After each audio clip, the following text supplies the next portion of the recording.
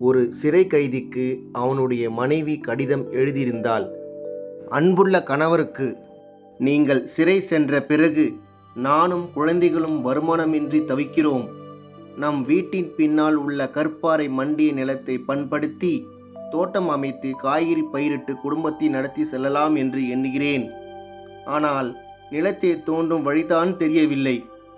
கைதி பதில் எழுதினான். குடும்ப செலவுக்காக வேறு ஏதாவது வழி செய்து கொள். பின்னால் இருக்கும் நிலத்தை கை வைக்காதே. அங்குதான் நான் கடத்திய தங்க கட்டிகளை புதைத்து வைத்துள்ளேன். நீ ஏதாவது செய்ய போக பிறகு எனக்கு வைத்த இடம் மறந்துவிடும். ஒரு வாரத்துக்கு பின்னர் மனைவியிடம் கடிதம்.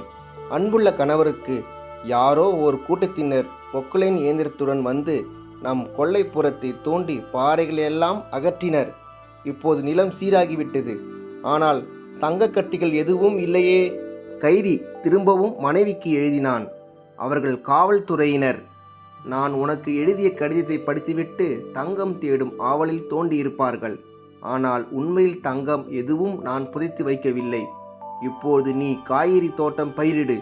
புத்திசாலிகள் எங்கிருந்தாலும் தன் காரியத்தை சாதிப்பான்.